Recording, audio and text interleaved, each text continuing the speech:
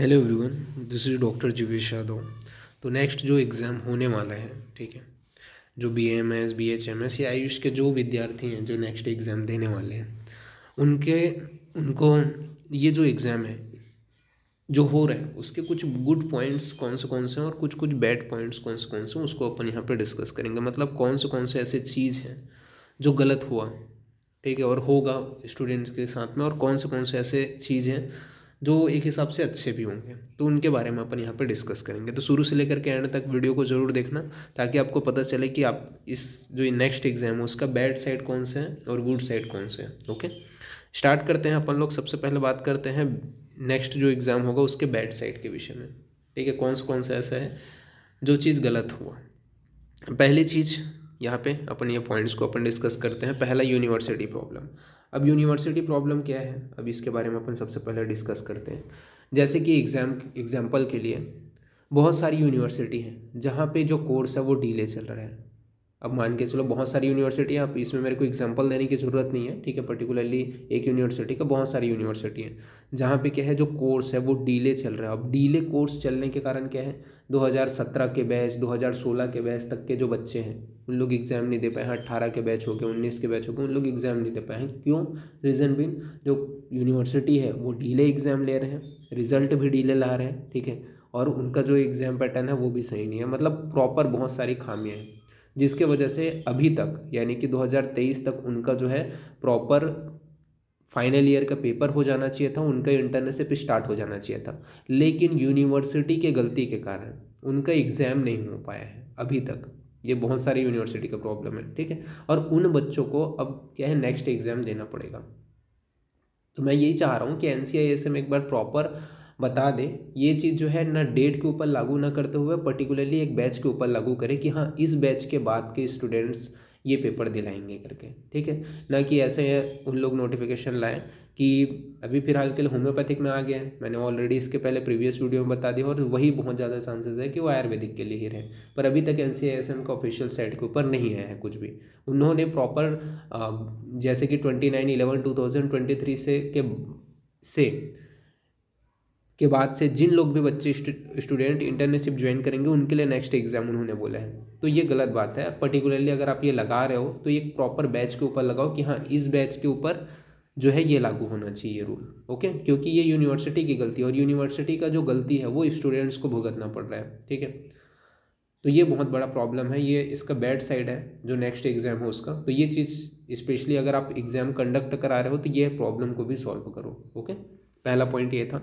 दूसरा पॉइंट था time issue. Time issue यानी कि अभी तक नेक्स्ट एग्ज़ाम 2025 में होने वाला है, 2024 आ गया है, न ही इसका कितने क्वेश्चन रहेंगे, किन सब्जेक्ट से रिलेटेड रहेंगे, क्या टाइम रहेगा, ये कुछ भी अभी तक जो है डिसाइडेड नहीं है, ठीक है। तो जो भी बच्चे नेक्स्ट एग्ज़ाम का प्रिपरेशन करेंगे उनके लिए कोई भी अभी तक उनके पास आइडिया नहीं है कि किस प्रकार से होगा, कितना परसेंटाइल रहेगा, पासिंग परसेंटाइल रहेगा, ये सारी चीज़ें। सिर्फ एक ही चीज़ उन्होंने बता दिया है कि फरवरी में एग्ज़ाम होगा 2025 में, ओके। तो 2024 में एग्ज़ाम होगा, ये उन्होंने क्लियर किया है। इसके अलावा ना सिलेबस से रिलेटेड, वैसे सिलेबस तो सिमिलर ही रहेगा, बट फिर भी एक बार उनको बताना चाहिए कि क्या क्या चीज़ें रहेंगी जो मेंशन रहेंगी, कितना एग्ज़ाम का पेपर होगा, अगर MCQ बेस्ड अगर एग्ज़ाम हो रहे हैं, ठीक है, या फिर थ्योरी बेस्ड भी होगा, क्या चीज़ें होंगी, वो चीज़ अभी तक उन्होंने क्लियर नहीं की है। तो ये बहुत गलत बात है, ठीक है। तो इसके वजह से बहुत सारे जो बच्चे हैं उनको टाइम इशू भी होगा कि उनको सिलेबस के बारे में नहीं पता है, उनको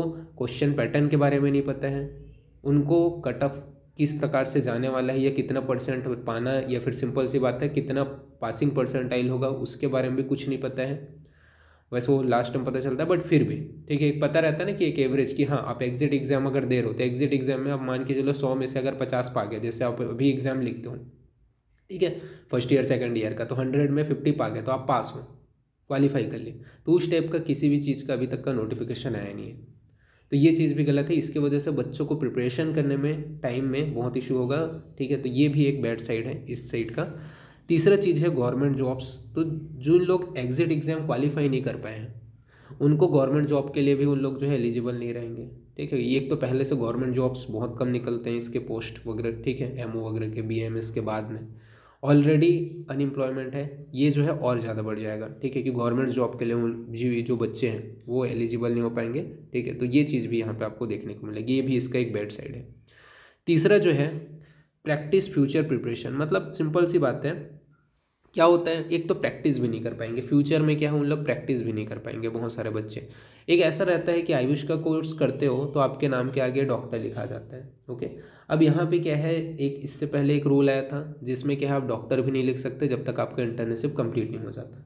अब इंटर्नशिप कंप्लीट नहीं हुआ यानी कि रजिस्ट्रेशन जब तक नहीं मिला है तब तक आप डॉक्टर नहीं लिख पाओगे, अपनी पर्सनल प्रैक्टिस क्लिनिक नहीं खोल पाओगे जब आपको लाइसेंस ही नहीं मिलेगा, ठीक है। तो सिंपल सी बात है, आयुष का कोर्स करने के बावजूद भी एक जो बच्चा है, ठीक है, वो प्रॉपर अपने मन चाहे जो काम है, सिंपल सी बात है, एक रहता है ना कि गवर्नमेंट जॉब नहीं मिला है तो चलो भाई अपना क्लिनिक ही खोल करके अपन जो है अपना रोजी रोटी चला लेंगे, तो वो भी नेक्स्ट एग्ज़ाम की वजह से एक हिसाब से जो बच्चे ये चीज़ सोचते थे उनके लिए एक हिसाब से वो दूर हो गए हैं, ओके। ये अपन बोल सकते हैं, जब तक आप नेक्स्ट एग्जाम क्लियर नहीं करोगे तब तक आप पीजी की भी प्रिपरेशन नहीं कर सकते, मतलब फ्यूचर प्रिपरेशन भी आप सोच नहीं सकते कि आप पीजी करोगे कि नहीं करोगे करके, ठीक है। तो ये सारी चीज़ें जो है ये भी इसके बैड साइड के अंतर्गत आता है कि सिंपल सी बात है कि एक बच्चा एक प्रोफेशनल कोर्स 5.5 साल का करने के बावजूद भी, ठीक है, 4.5 साल के बाद 1 साल पूरे इंटर्नशिप करने के बावजूद भी अनएम्प्लॉय की तरह काम करेगा, ना अपना क्लिनिक खोल सकता है। और अगर उसको प्राइवेट मिल रहे हैं तो क्या होगा, प्राइवेट में भी जैसे कि एक होता है कि फॉरेन से करके आ गया है कोर्स, उसके अंदर यहाँ पे जैसे रहता है, ठीक है, तो उसको बहुत कम पैसे में, ऑलरेडी इसका प्राइवेट में पैसे कम रहते हैं, ठीक है, एक BAMS का अगर जॉब करता है तो वो ऑलरेडी और कम हो जाएगा। तो ये चीज़ आपको देखने को मिलेगा, तो ये भी इसका एक बैड साइड है। इसके अलावा अनएम्प्लॉयमेंट, तो अनएम्प्लॉयमेंट तो एक कॉमन चीज़ है, ये तो आपको देखने को मिलेगा, बहुत सारे जो बच्चे हैं आयुष का कोर्स करने के बावजूद भी अनएम्प्लॉय रहेंगे। तो ये सारे कुछ बैड साइड हैं जो मेरे हिसाब से लगे, जो नहीं होना चाहिए, ठीक है। इसके ऊपर भी अगर आप काम कर रहे हो, आप एग्जिट एग्ज़ाम लागू कर रहे हो तो इनको भी थोड़ा सोचो या फिर इनके बारे में भी थोड़ा आपको काम करना चाहिए, ओके। अब इसके गुड साइड भी हैं, कौन सी अच्छी चीज़ें हैं ये भी अपन देख लेते हैं। तो सबसे पहले क्वालिटी ऑफ एजुकेशन इंप्रूव होगा, तो बिल्कुल सही बात है, क्वालिटी ऑफ एजुकेशन जो है इम्प्रूव होगा। जो अच्छे स्टूडेंट रहेंगे या फिर जो रियलिटी में आयुर्वेद के प्रति अपने समर्पित हैं वही जो है आगे बढ़ेंगे और क्वालिटी ऑफ एजुकेशन जो आयुर्वेद का है वो बढ़ेगा। सेकंड चीज़, प्रैक्टिस इंप्रूव होगा। क्यों प्रैक्टिस इंप्रूव होगा, क्योंकि आजकल ऐसा होता है कि बहुत सारे छद्मचर वैद्य होते हैं, आपको भी पता है, ठीक है, आपने पढ़ा भी है, बहुत सारे होते हैं जो प्योर आयुर्वेद के ऊपर काम नहीं करते, ठीक है, या फिर अपना यही है कि आयुर्वेदा होने के बावजूद भी बहुत सारे ऐसे ट्रीटमेंट्स देते हैं जो सूटेबल नहीं है, ठीक है, जो अलग टाइप से होते हैं। तो ये चीज़ जो है वो अब हट जाएगा, प्रैक्टिस जो है वो इम्प्रूव होगा, यानी कि आयुर्वेद में जो प्रैक्टिस है वो इम्प्रूव होगा और जो लोग हैं वो आयुर्वेद के प्रति और जागरूक होंगे, या आयुष के जो भी पद्धति है जिसमें वो ट्रीटमेंट ले रहे हैं उसके प्रति और जागरूक होंगे, ठीक है, कि हाँ ये चीज़ अच्छा इफेक्टिव है, हाँ ये चीज़ें बहुत अच्छी इफेक्टिव है, ये सारी चीज़ें उनको देखने को मिलेंगी।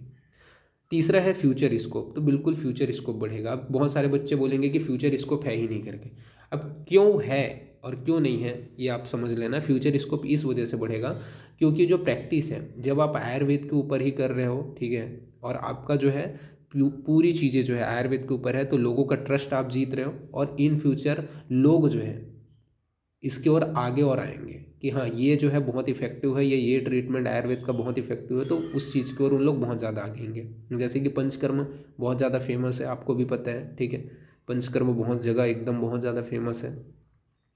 तो वही है कि फ्यूचर जो स्कोप है वो बढ़ेगा ही बढ़ेगा, कम नहीं होने वाला है, ओके। ये जो सोच रहे हैं कि फ्यूचर स्कोप कम होगा, तो नहीं, तो इसका फ्यूचर स्कोप जो है बढ़ेगा ही बढ़ेगा क्योंकि आप अपनी पैथी को और आगे बढ़ाने की ओर अग्रसर हो रहे हो। तो ये इसके अच्छे पॉइंट्स भी हैं जो नेक्स्ट एग्जाम होने वाला है कि ओनली जो डिजर्विंग कैंडिडेट होंगे, ठीक है, जिन लोग प्रॉपर अपना ध्यान देना चाहते हैं, वाकई में आयुर्वेद के ऊपर प्रैक्टिस करना चाहते हैं, वही आगे बढ़ेंगे, उनका प्रैक्टिस भी इम्प्रूव होगा और वही है कि फ्यूचर स्कोप भी बढ़ेगा क्योंकि आयुर्वेद के जो ट्रीटमेंट्स हैं स्पेशली, या फिर जो भी आयुष के जो ट्रीटमेंट्स हैं वो आपको देखने को मिलेगा। बाकी आपका क्या कहना है, ठीक है, आप लोगों का क्या राय है वो मेरे को आप कमेंट बॉक्स में बिल्कुल बता सकते हो, ठीक है। तो कमेंट बॉक्स में अपने जो भी है अपने राय जो है वो आप मेरे को मैसेज करके बता सकते हो कि क्या क्या इसके और गुड पॉइंट्स हैं और क्या क्या इसके डिसएडवांटेज हैं एक हिसाब से, ठीक है, जो नेक्स्ट एग्ज़ाम होने वाले हैं, और क्या क्या चीज़ें करनी चाहिए। तो आज के लिए इतना ही, ठीक है, तो फिर थैंक यू।